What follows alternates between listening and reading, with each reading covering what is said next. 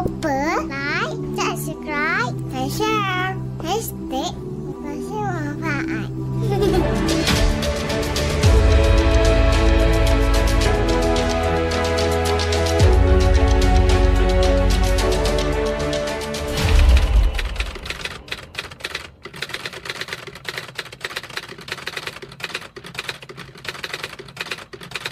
Kita lihat bagaimana Allah Subhanahu wa taala menyebutkan faminan nasi may yaqulu rabbana atina fid dunya wa ma lahu fil akhirati min khalaq. Kata Allah Subhanahu wa taala, ada di kalangan manusia ini mereka menyebutkan, wahai Tuhan kami, datangkanlah kebaikan bagi kami di dunia. Dia mengharapkan dengan hajinya dia dapatlah kebaikan di dunia tu. Ada macam-macam kategori yang saya dah sebutkan. Baik mutawif, dia rasa kalau dia pergi haji kali ini, orang kenal dia haji, so level mutawif dia yang sebelum ni mutawif tak sampai haji tu jadi tinggi lah. Begitu juga dengan travel agency, bila dia bawa jemaah haji, dia dapat naik satu level yang lebih tinggi. Dan ini semua bentuk-bentuk mengharapkan dunia semata-mata. Ada pula yang datang untuk mengumpul konten-konten. Dia duduk sebulan, dia duduk 2 bulan. Ini termasuk dengan umrah. Ada pula yang datang semata-mata sangat berharap untuk dapat bergambar di Jabal Nur, di Jabal Khandamah. Ada beberapa gunung-gunung ataupun bukit-bukit yang viral. Ada pula yang nak pergi tengok Elephant Rock di Al-Ula. Tapi tuan-tuan dan puan azakumullah, Allah Subhanahu wa taala telah menyebutkan hal ini.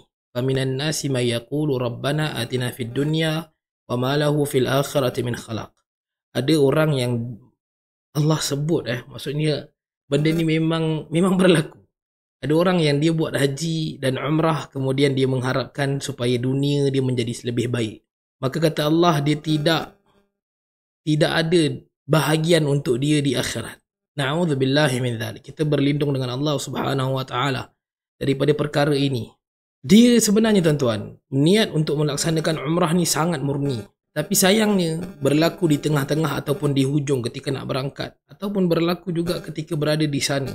Pengalihan niat yang asal itu kepada sesuatu yang bersifat riak, takabur dan juga sum'ah. Nak kena bagi orang dengar apa dia buat. Nak kena bagi orang nampak apa ibadah yang dia buat. Nak kena tunjuk dekat orang ke mana dia pergi. Apalagi sekarang ni berlumba-lumba untuk berkongsi dari sudut info dan kepakaran. Ada orang yang dia baru pergi umrah sekali dua dan kemudian dia rasa dia dah pakar habis. Dia kongsikan info-info tanpa sebarang tapisan.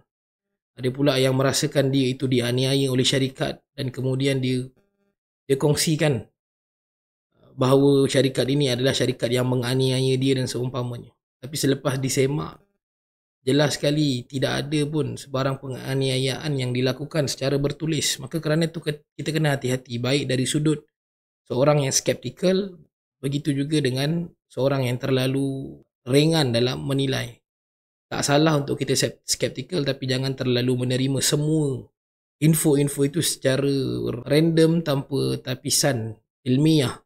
Kena tanya dengan orang yang pakar, kena tengok betul ke memang ini ke yang berlaku dan sebagainya. Wa minhum, namun ada satu lagi golongan yang Allah Subhanahu wa taala sebutkan tentang golongan orang-orang yang melaksanakan haji dan umrah. Dan ianya juga terpakai kepada semua ibadah dan juga amalan. Ada orang yang mereka mengharapkan sesuatu yang baik daripada dunia dan juga akhiratnya. Dengan menyebutkan, Rabbana atina fid dunya hasanah. Wa fil akhirati hasanah. Wa qina adzaban nar.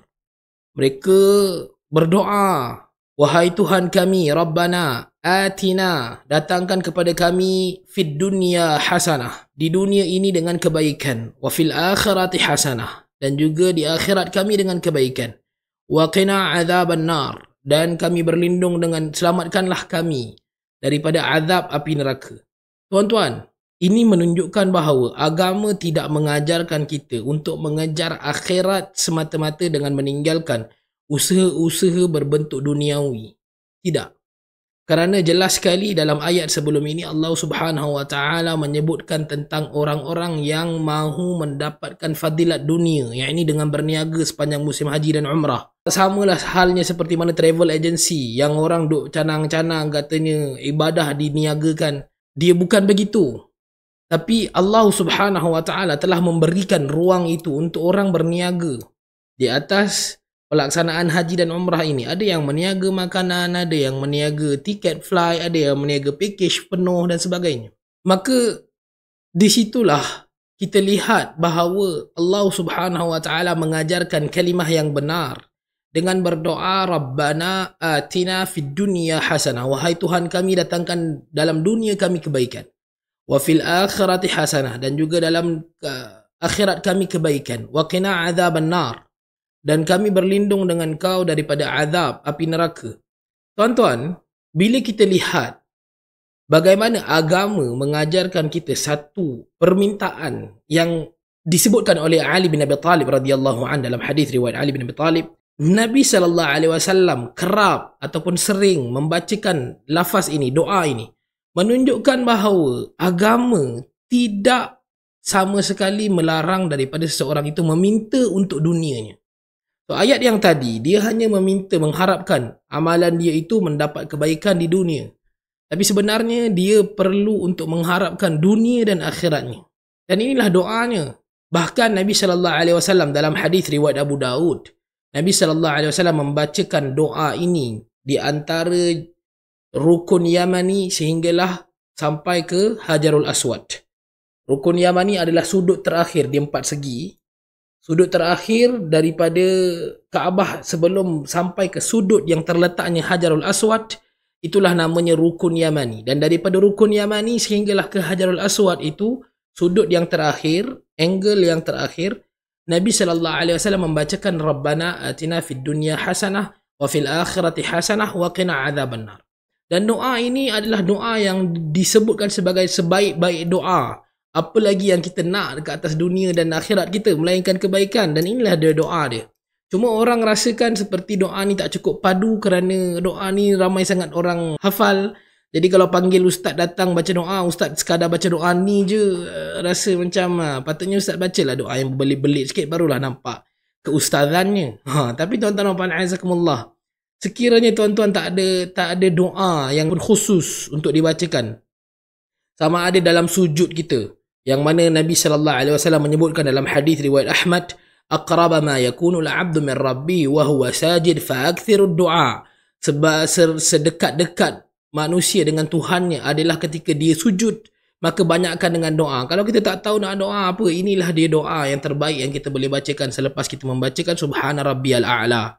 Begitu juga dalam tahiyat kita, yang mana selepas tahiyat itu Nabi SAW mengajarkan untuk isti'adzah, untuk berdoa berlindung daripada 4 perkara. Yang pertamanya adalah Allahumma inni a'udzubika min azabil qabr. Ya Allah, aku berlindung dengan kau daripada azab kubur. Wa a'udzubika min azabin nar. Dan aku berlindung dengan kau daripada azab api neraka.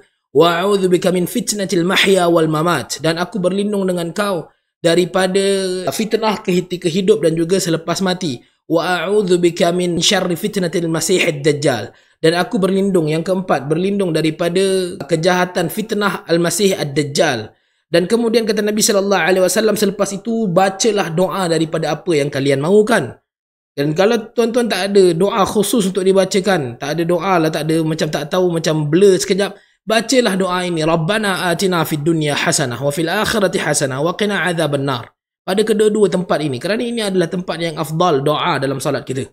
Bukannya doa selepas salat tu, tapi jelas sekali Nabi sebut afdal doa dalam salat kita, inilah di tempatnya.